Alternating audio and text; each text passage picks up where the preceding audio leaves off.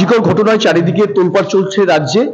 তো সেই আন্দোলনের আজ সমাজের বিভিন্ন জায়গায় এসেছে, সেটা আপনারা সবাই জানেন। তো আজকে এই মুহূর্তে হাইকোর্ট চত্বর থেকে আমরা ইন্টারভিউ নিতে চলেছি তিন বিশিষ্ট আইনজীবীর।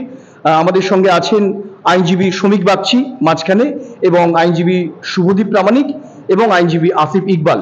তো এই মুহূর্তে যেটা সবচেয়ে বড় খবর সেটা হচ্ছে এই আরজিকর ঘটনাকে কেন্দ্র করে হাইকোর্টের আইনজীবী শ্রমিক বাগচি স্টেট প্যানেল থেকে নিজের নাম প্রত্যাহার করেছেন, অর্থাৎ তিনি রেজিগনেশন দিয়েছেন। এই রেজিগনেশনের কারণ তার মুখ থেকেই শুনবো। দেখুন, আরজিকরের যে ঘটনা ঘটেছে অত্যন্ত নিন্দনীয়।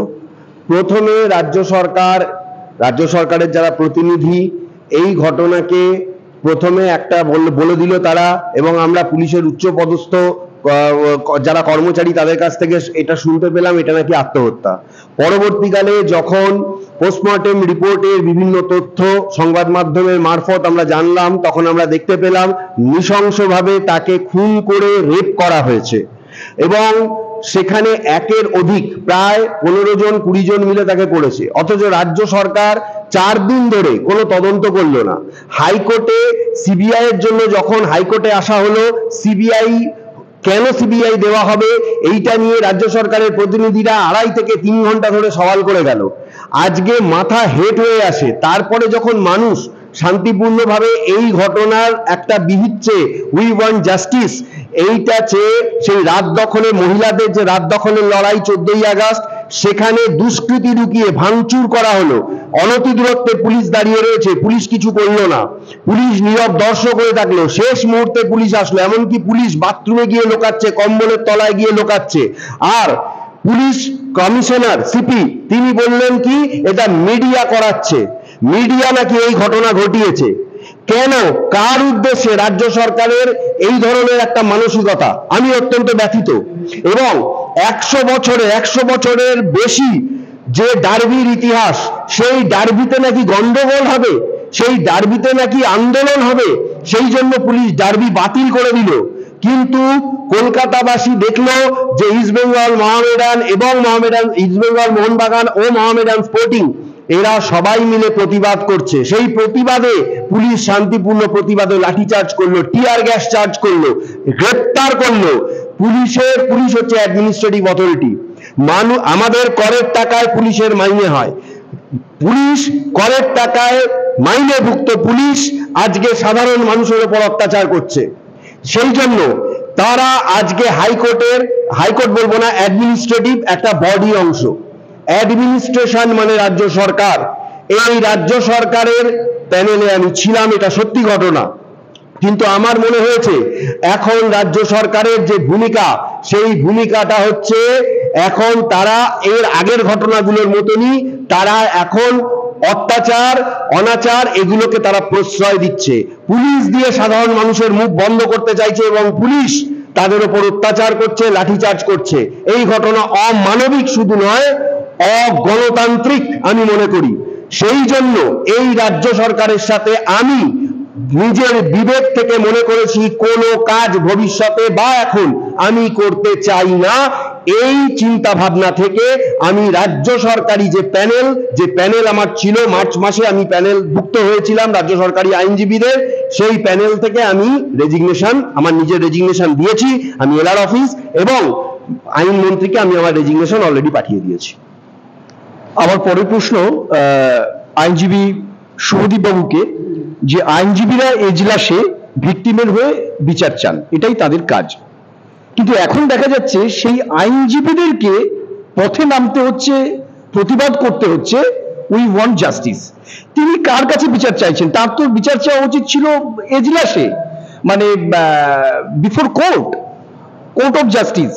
তো সেক্ষেত্রে রাস্তায় আমরা বিচার চাইছি, তার মানে কি কোথাও জুডিশিয়ারির প্রতি আমরা আস্থা হারিয়ে ফেলছি? মানে মানুষ কিন্তু ভয় পাচ্ছে। এ বিষয়ে আপনি কি বলবেন? উই ওয়ান্ট জাস্টিস, আমরা বিচার চাই, বা স্বৈরাচারে লাগাও রোগ তিলোত্তমা বিচার হোক। বিচারটা আমরা চাইছি কোথায়? একটা দৃষ্টিভঙ্গি আছে যে ইনস্ট্যান্ট বিচারটা তো পাওয়া যাবে, কোর্ট কাছারি দেবে, প্রশাসন একটা ধর্ষণ কাণ্ডের হয়তো এই তিলোত্তমার বিচার দেবে। কিন্তু এটা শুধুমাত্র একটা ঘটনা নয়, ধর্ষণ হচ্ছে একটা সামাজিক রোগ।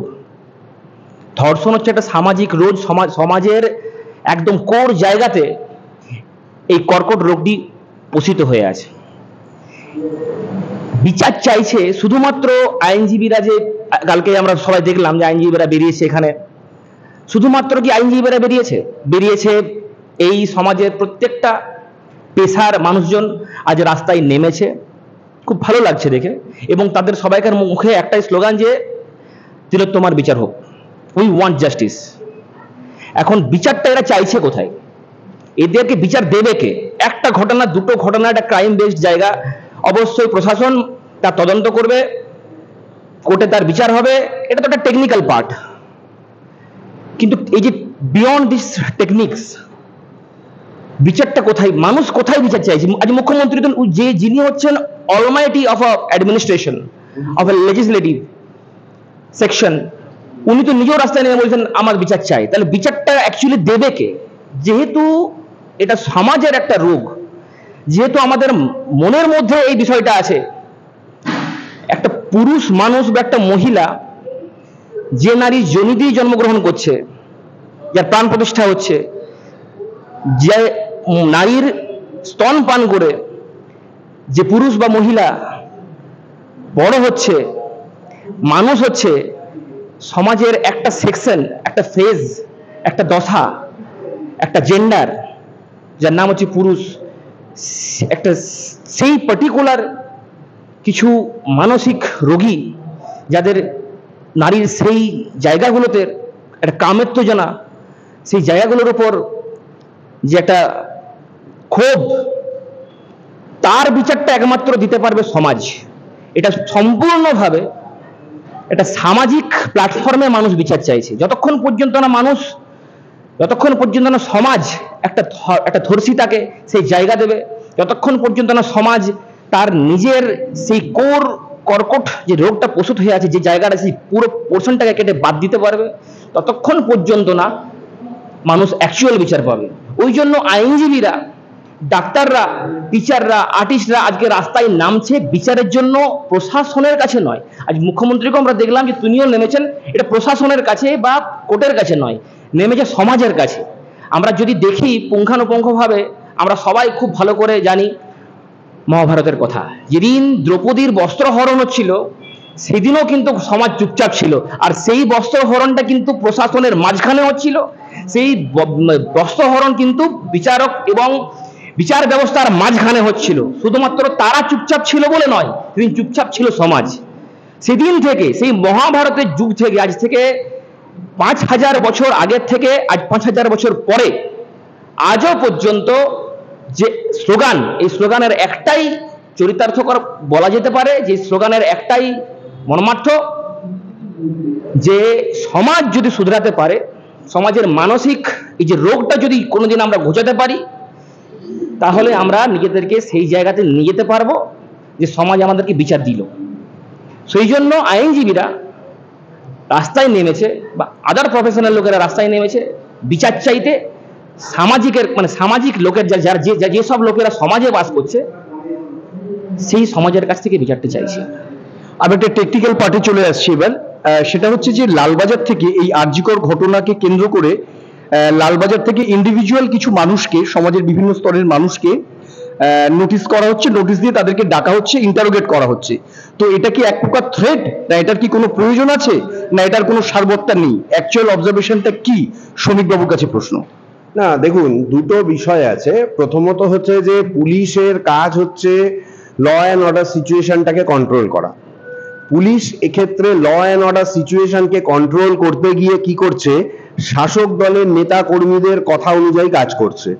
পুলিশ একটা ভয় পেয়েছে, যেভাবে 14ই আগস্ট রাত্রির বেলা যেভাবে মহিলারা এবং বিভিন্ন এলাকার লাখো লাখো মানুষ রাত দখলের একটা শান্তিপূর্ণ অনুষ্ঠানে নেমেছিল, সেই জমায়েত দেখে শাসকদের কপালে ভাঁজ শুরু হয়ে গেছে। এবং শাসকের পৃষ্ঠপোষক পুলিশ, যারা শাসকের কথাগুলোকে ইমপ্লিমেন্ট করে, তারা ভাবছে যে যারা এদের মাথা বা যারা বেশি করে সোশ্যাল মিডিয়ায় প্রচার করছে, আমরা তাদেরকে ধরে যদি ভয় দেখাতে পারি বা তাদেরকে ধরে যদি বলতে পারি ফেক নিউজ। আচ্ছা, ফেক নিউজ সাধারণ মানুষ কেন ছড়াবে? সাধারণ মানুষের fake news, what is fake and what is not fake, এটা কিন্তু অনেক মানুষই জানেন না। ফেক কথাটার মানে হচ্ছে যেটার কোনো সারবত্তা নেই। কিন্তু সারবত্তা যদি না থাকে তাহলে আজকে এইটা কি অস্বীকার করার জায়গা রয়েছে যে তৃণমূলের এমপি সুখেন্দু শেখর রায় তাকেও নোটিশ দেওয়া হয়েছে, ডক্টর কুণাল সরকার তাকেও নোটিশ দেওয়া হয়েছে এবং আরো অনেক বিদ্বজনকে নোটিশ দেওয়া হয়েছে। অন হুইচ ইস্যু পুলিশ সেই নোটিশ ইস্যু করেছে। কিন্তু আমরা দেখতে পেলাম ডক্টর সুবর্ণকান্তি, ডক্টর কুণাল সরকার তারা যখন কালকে লালবাজারে গেলেন, তারা যখন পুলিশের সাথে কথা বললেন, তারা কিন্তু পরিষ্কার সেখানে পুলিশ তাদের নোটিশ আলটিমেটলি কোনো কারণ না দেখাতে পেরে তাদের নোটিশগুলোকে টার্ন ডাউন করে দিল। সুতরাং এটা বোঝা যাচ্ছে যে পুলিশ যে নোটিশ পাঠিয়েছে অন টেকনিক্যাল আমি যদি আসি, অন লিগ্যাল গ্রাউন্ড আমি যদি আসি, বেশিরভাগই সেই নোটিশের কোনো সারবত্তা নেই। আমি আপনার মাধ্যমে এই বার্তা দেব আমার আপামর জনগণকে, মানে আমার সহনাগরিকদের, যে যারা যারা নোটিশ পেয়েছেন ঘাবড়ানোর কোনোই কারণ নেই। কোনো না কোনো আইনজীবীর সঙ্গে আপনারা কথা বলুন এবং কোনো না কোনো আইনজীবীকে নিয়ে আপনারা লালবাজার হোক থানা হোক যান এবং পুলিশের কথায় কোথাও সই করবেন না, পুলিশের কথায় কোনো প্রভোক্ট হবেন না। এটা আমি মনে করি আইন যেমন পুলিশ দেখাচ্ছে, আপনারও অধিকার রয়েছে, কনস্টিটিউশন আপনাকে অধিকার দিয়েছে। সোশ্যাল মিডিয়াও একটা মানুষের বলার জায়গা। সোশ্যাল মিডিয়াতেই আজকে রাত দখলের এত বড় অনুষ্ঠান সোশ্যাল মিডিয়া থেকেই সেটা ভাইরাল হয়। পুলিশ শাসক দলের ভয়ে কাজ করছে, কারণ পুলিশ হচ্ছে তাদের পৃষ্ঠপোষক। পুলিশের কাছে কোনো অথরিটি নেই। কি ফেক নিউজ? ফেক নিউজটা কি? আর পুলিশ কেন সেটাকে আইডেন্টিফাই করছেন না? পুলিশ কেন তাহলে মিথ্যে কথা বলছে? পুলিশ তো ফেক। আমি বলবো পুলিশ যখন প্রথমেই বলেছিল এটা একটা আত্মহত্যা, সিপি বলেছিলেন, তাহলে সিপিও ফেক। তাহলে ফেক নিউজের আওতায় কেন কলকাতার সিপিকে আনা হবে না? আমি এই প্রশ্ন করতে চাই। অবশ্যই এই প্রশ্ন আজকে আমাদের তরফ থেকে সুপ্রিম কোর্টে যে হিয়ারিং হয়েছে, আমাদের সিনিয়ররা এবং আমি নিজেও সেই মামলায় অনলাইনে উপস্থিত ছিলাম, এই প্রশ্ন তোলা হয়েছে সিবিআই এর আওতায় কেন কলকাতা পুলিশের সিপি কে আনা হবে না। এবং আজকে সকালে লিডিং মিডিয়াতে বসে আমি এই প্রশ্ন তুলেছি যে কেন আনা হবে না। সিপিও এই ঘটনাতে পুরোপুরি ফেক ইনফরমেশন ছড়িয়েছে। সেই সিপির অধীনে থাকা পুলিশ দপ্তরের কোনো অধিকার নেই সহনাগরিকদের ফেক নিউজের নোটিশ ইস্যু করার। যদি এই নোটিশ ইস্যু করতে হয় তাহলে সিপিকে প্রথমে মেনে নিতে হবে। উনি যে বলেছিলেন আত্মহত্যা, অথচ সেটা আত্মহত্যা নয়। হাইকোর্ট থেকে সিবিআই তদন্তের অর্ডার হয়েছে, গণধর্ষণ হয়েছে এবং সেখানে খুন করা হয়েছে, মানে মার্ডার করা হয়েছে।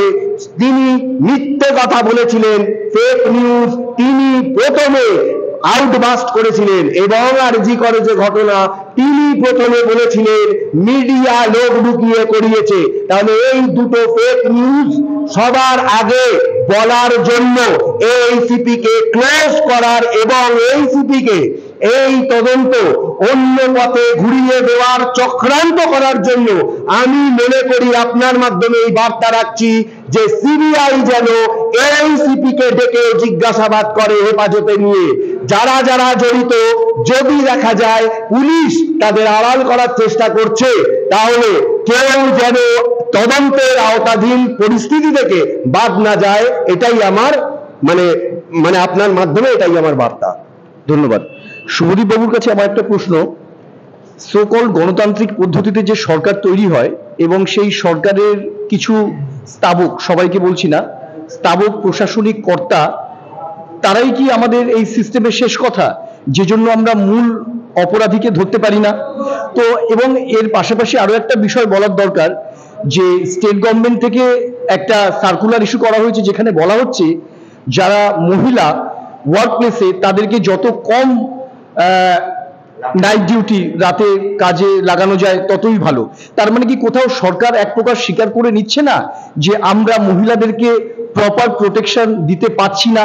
তো এই যে এই স্বীকারোক্তি এই নোটিশের মধ্যে আছে, তাহলে যদি একটা সরকার মানে সিএমই আমাদের পুলিশ মিনিস্টার এবং হেলথ মিনিস্টারও, তো যখন সরকার সেখানে হাত তুলে দেয় যে আমি পারছি না, মানে রাতে মহিলাদেরকে ডিউটি অ্যালটমেন্ট করার দরকার নেই, তো এই ডিক্লারেশনের মাধ্যমে তার যে অক্ষমতা প্রকাশ পাচ্ছে, তাহলে কি এই সময় কি জরুরি অবস্থা আসতে পারে না? বা এর যে ইনকম্পিটেন্সি, সেটাকে কেন্দ্র করে কি দেশের কেন্দ্রীয় সরকার কোনো পদক্ষেপ করতে পারে না? সাধারণ মানুষের মনে প্রশ্ন জাগছে। আপনার প্রশ্নের দুটো পার্টের প্রথমটা উত্তর দিই। গণতন্ত্র, পশ্চিমবঙ্গে গণতন্ত্র বলে কিছু নেই। গণতন্ত্র পশ্চিমবঙ্গে হচ্ছে একটা প্রহসন। আমরা সবাই দেখছি, জানছি এখানে কিভাবে পোস্ট পল ভায়োলেন্স থেকে শুরু করে, পোস্ট পল ভায়োলেন্স তো এই ধর্ষণ কাণ্ড তো আমি ধরে নিলাম এ তো চলতেই থাকছে, কামদুনি থেকে শুরু করে, পার্কস্ট্রিট থেকে শুরু করে, পুরুলিয়ার আমাদের মনিকা মাহাতোর ধর্ষণ কাণ্ড, এবং তার আগেও একজন মাহাতো যে আমাদের কুর্মী সমাজের একজন মহিলার ধর্ষণ কাণ্ড, এটা চলতেই থাকছে, এটা ট্রেন্ড হয়ে গেছে এখন। তো এইবারে গণতন্ত্রের বিষয়ে বলি, পশ্চিমবঙ্গে গণতন্ত্র একটি প্রহসন। এই সংবিধানে এমনভাবে, আমি সংবিধানকে ছোট করছি না, আমাদের কাছে এটাই হচ্ছে বাইবেল, এটাই হচ্ছে কোরআন, এটাই হচ্ছে আমাদের গীতা, উপনিষদ, সবকিছুই আইনজীবীদের কাছে সংবিধান।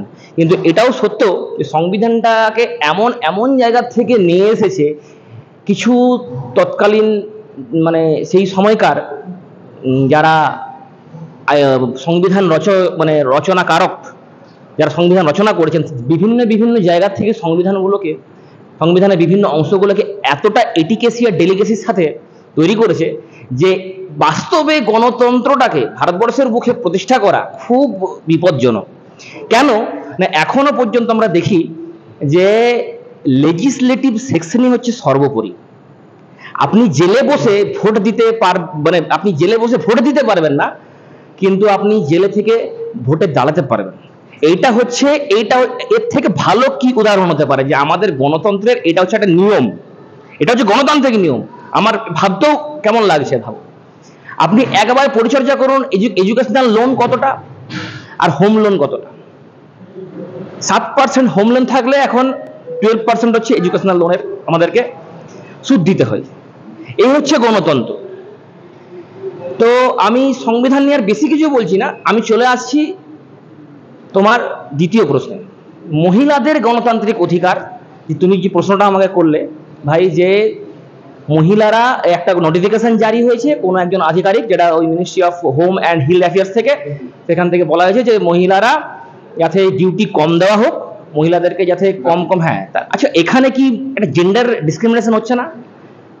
তাহলে সরাসরি এটাও কেন প্রশাসন বলতে পারছে না যে আমি প্রোটেকশন দিতে পাচ্ছি না, আমি ফেলিওর? কেন সরাসরি বলতে পারছে না যে ঘটনাগুলো ঘটছে সেই ঘটনাগুলোর আদৌ কোনোদিনও কোনো শেষ নিষ্পত্তি হবে না? এই যে নোটিফিকেশনটা জারি হয়েছে, এই নোটিফিকেশনটা কিন্তু এই দুটো জিনিসকেই চরিতার্থ করছে, যে আমি প্রোটেকশন দিতে পারছি না, আর ভবিষ্যতে এই ঘটনা ঘটবে না তার আমি কোনো গ্যারান্টি নিতে পারছি না। মহিলাদেরকে ওই মুহূর্তে ওই জায়গাতে সবাইকে একটা নোটিফিকেশন জারি করে বলে দেওয়া হলো যে এদের ডিউটি কমিয়ে দাও। আচ্ছা, আপনি নিজেই ভাবুন, বা আমি জনগণের কাছে প্রশ্নটা রাখছি, এটা কি জেন্ডার ডিসক্রিমিনেশনের আওতায় পড়ছে না? কেন? যদি প্রশাসনের দিক থেকে কোনো কমি থাকে, কোনো খামতি থাকে, তার জন্য মহিলারা কেন ভুগবে? তাদের যেটা ফান্ডামেন্টাল রাইট সেটা কেন ছিনিয়ে নেওয়া হবে? এটা সম্পূর্ণভাবে এবং সরাসরিভাবে প্রশাসনের একটা বার্তা জনগণকে যে আমরা পাচ্ছি না, আমরা পারবো না।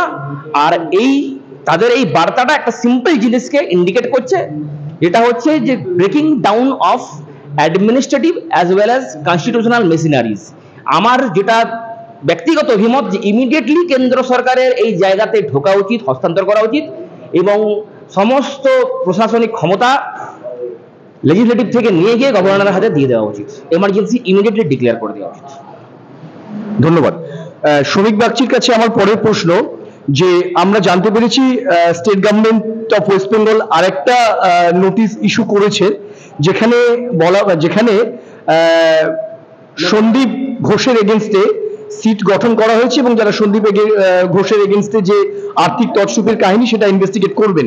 তো এই যে সিট গঠন করে যখন একটা আন্ডার ইনভেস্টিগেশন সিবিআই চলছে ওনার এগেনস্টে, তারপরে যে আবার একটা এই রিসেন্ট গতকাল বা তার আগের দিন এরকম একটা সিট গঠন করে ফার্দার ইনভেস্টিগেশন করা, এটা কি কিছু সাপ্রেস করার জন্য, না এটা মূল ইনভেস্টিগেশনকে সাহায্য করার জন্য? এটা মানুষ কনফিউজড। না, মূল ইনভেস্টিগেশনকে সাহায্য করার তো কোনো প্রশ্নই ওঠে না, কারণ সিট গঠন করার কথা রাজ্য সরকার কোথাও বলেনি। বলতে যে হাইকোর্টে তারা বলেনি, রাজ্য সরকার এখন বলছে তারা সিট গঠন করেছে, তারা তদন্ত করতে চায়। কিন্তু আমি বলতে চাই যে যখন সন্দীপ ঘোষ ধরা পড়লেন তখন সিট গঠন করা হলো, অথচ এই সন্দীপ ঘোষকেই যখন তিনি নিজের রেজিগনেশন দিলেন তার 4 ঘন্টার মধ্যে অন্য একটা মানে ন্যাশনাল মেডিকেল কলেজ তার সুপার করে দেওয়া হলো এই সন্দীপ ঘোষকে। তখন রাজ্য সরকারের এই চিন্তা ভাবনাটা কোথায় ছিল? আর আজকে যেখানে সিবিআই হয়ে গেছে সেখানে রাজ্য সরকারের ইনভেস্টিগেশনের কি প্রয়োজন রয়েছে? তাহলে তো আমার মনে হচ্ছে যে এখনো পর্যন্ত যাতে আসল তথ্য সিবিআই এর হাতে না পৌঁছায়, রাজ্য সরকারের কাছেই যাতে থাকে, যাতে মন্ত্রিসভার কোনো লোক সেইটার মধ্যে না ঢুকতে পারে, সেইটার জন্য আপামর চেষ্টা করছে রাজ্য সরকার।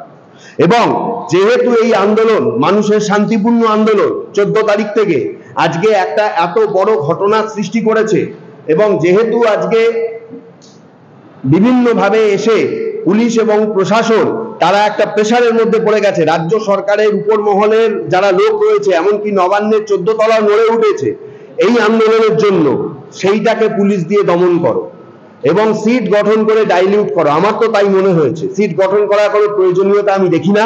সিট গঠন করার কথা হাইকোর্ট কোথাও বলেনি, অর্ডারের কপি আমার কাছে রয়েছে, আজকে সুপ্রিম কোর্টে মামলা চলছে, সুপ্রিম কোর্টেও এই সমস্ত তথ্য উঠে এসেছে, কিন্তু সুপ্রিম কোর্টও এই ব্যাপারকে কোনো গুরুত্ব দেয়নি। আমরা নিজেরাও হিয়ারিং এ ছিলাম, সুতরাং কে কি বলছে ওটা নিয়ে আমি কনসার্ন নেই।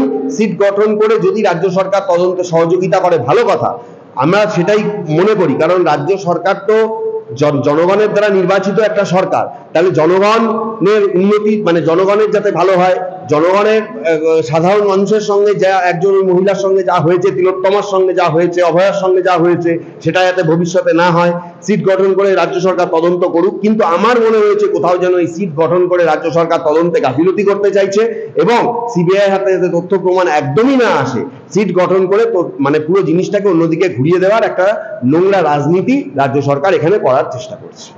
আমার শেষ প্রশ্ন দুজনের কাছেই, সেটা হচ্ছে যে এই আরজিকর ঘটনাকে কেন্দ্র করে অনেক স্পেকুলেশনও চলছে সোশ্যাল মিডিয়াতে বা তার বাইরে, কিন্তু এই যে সমাজের সর্বস্তরের প্রায় মানুষের যে আন্দোলন এবং ক্ষোভ, তার কারণ হচ্ছে যে সরকার কোনোভাবে এই আন্দোলনে মানে এই ঘটনাতে প্রকৃত দোষী যারা তাদের ধরাতে সহায়তা করছেন না এবং কোথাও সাপ্রেস করতে চাইছে।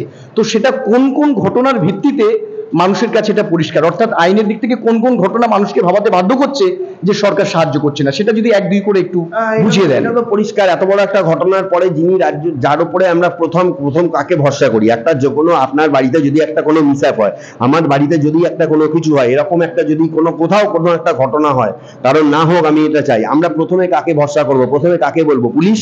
সেই পুলিশের সিপি এবং পুলিশ প্রধান তিনি কি বললেন? এটা আত্মহত্যা। প্রথমেই তিনি এই কথাটা বলে দিলেন আত্মহত্যা, এবং তারপরেই তারা বলে দিল ও করেছে। যখনই রেপের তথ্য উঠে এলো পোস্টমর্টমের পর, তারপরে একজনকে ধরে বলা হলো এ করেছে। কিন্তু যখন পোস্টমর্টম রিপোর্ট প্রমাণ করছে যে 30 জনের বেশি ঘটনা ঘটিয়েছে এবং 150 গ্রামের বেশি সেখানে সিমেন্ট পাওয়া গেছে, তখন তারা মানে আর কোনো কথা না বলে তদন্ত করছি এরকম একটা ব্যাপার নিয়ে 4-5 দিন কাটিয়ে দিল এবং নাটক করে বললো এবার সিবিআই আসুক। অথচ পরের দিন সেই ঘর ভাঙা, যে আরজি করে এতদিন সংস্কারের প্রয়োজন হয়নি, পরের দিন সেইখানে সংস্কার করার প্রয়োজন হলো। যেখানে শান্তিপূর্ণ সহাবস্থান ছিল সেখানে এসে ভাঙচুর করা হলো, এবং মানুষ যখন এসে আজকে মানে নবান্ন অবধি নাড়িয়ে দিচ্ছে, তাদের আন্দোলনের মাধ্যমে মানুষ যখন তাদের অন্যায়ের প্রতিবাদ করছে, মানুষ যখন এই ঘটনা মেনে নিতে পারছে না, তখন এই সোকল মানে কি বলবো আমি, স্কটল্যান্ড ইয়ার্ডের থেকেও শক্তিশালী পুলিশ, কলকাতা পুলিশ যারা মনে করে নিজেদেরকে, তারা কি করলো? 100 বছরের ডার্বি তারা বন্ধ করে দিল, নাকি সেখানে গন্ডগোল হবে, অথচ আরজি করের গন্ডগোল 40 জনের গন্ডগোলের তারা কোনো রিপোর্ট ছিল না, এবং হাইকোর্টে এসে তারা মিথ্যে কথা বললো যে 7000 লোক গন্ডগোল করছিল। অ্যাকচুয়ালি তারা চেষ্টা করলো যে যারা আন্দোলন করছিল তাদেরকেও তার মধ্যে ঢুকিয়ে দেওয়ার, কিন্তু পরবর্তীকালে এটা পরিষ্কার সিসিটিভি দিকে প্রমাণ হলো 37 থেকে 40 জন এই গন্ডগোলটা করেছে, এবং তারপরে ক্রমাগতভাবে সেটাকে একটা পার্টিগত ট্যাগ লাগানোর চেষ্টা করা হয়েছে, যে কারা নাকি পার্টির পতাকা নিয়ে করেছে এই সমস্ত জিনিস, এবং পুলিশ এখানে একের পর এক মদত দিয়ে গেছে।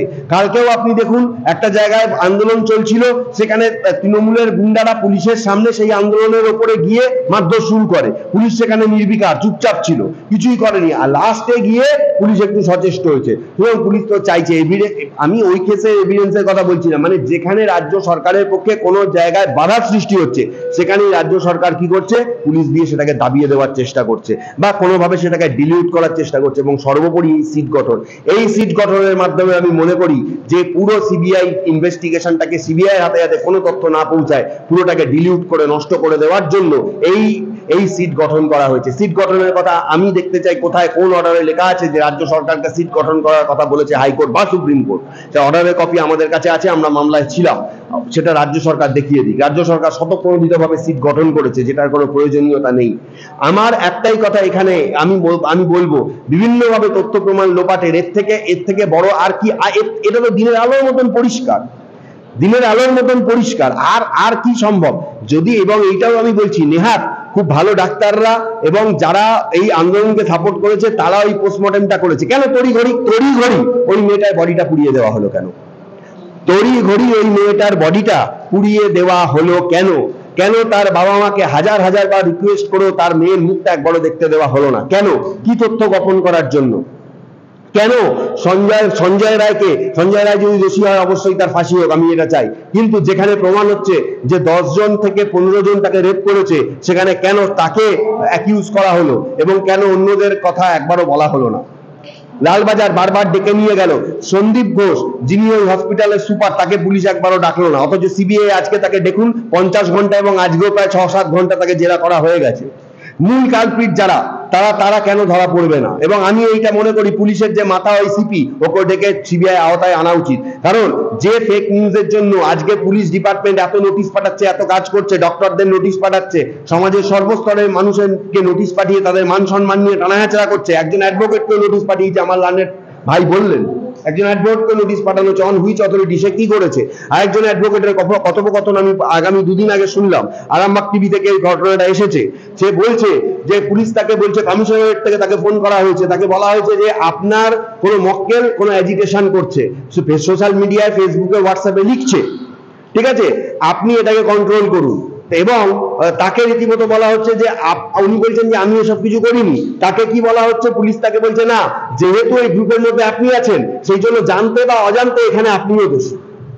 তখন সে বলছে আপনারা আইনটা আগে পড়ে আসুন, পড়াশোনা করে আসুন, এবং মানে তারপরে আরো যা বলার সেটা বলেছে, সেটা রাজনৈতিক বা অন্য ধরনের কথা, আমি সেটা নিয়ে কিছু বলবো না। কিন্তু আমার একটা বক্তব্য হচ্ছে যে কেন পুলিশ এইটা করছে এটা সাধারণ জনগণ বুঝতে পেরে গেছে। এরকম যত আরো হবে এবং যত আরো কণ্ঠরোধ করার চেষ্টা হবে, জনগণ কিন্তু প্রতিবাদ করবে, এবং রাজ্য সরকার যে তথ্য লোপাট করার চেষ্টা করছে এটা আস্তে আস্তে আমাদের কাছে একদম প্রকট হয়ে আসছে বিভিন্ন ঘটনার মাধ্যমে। অসংখ্য ধন্যবাদ শ্রমিক দা এবং শুভদীপ দাকে। আমরাও এই আরজিকর ঘটনায় দোষীদের শাস্তি চাই এবং আমরা তাকিয়ে আছি, মানুষ আন্দোলন করুক, সেই আন্দোলনের সাথে আমরা আছি, আমাদের মতো করে আমরা সাহায্য করব এবং অবশ্যই প্রকৃত অপরাধীদেরকে শাস্তি দেওয়া হোক এই প্রার্থনাই রাখবো। ধন্যবাদ।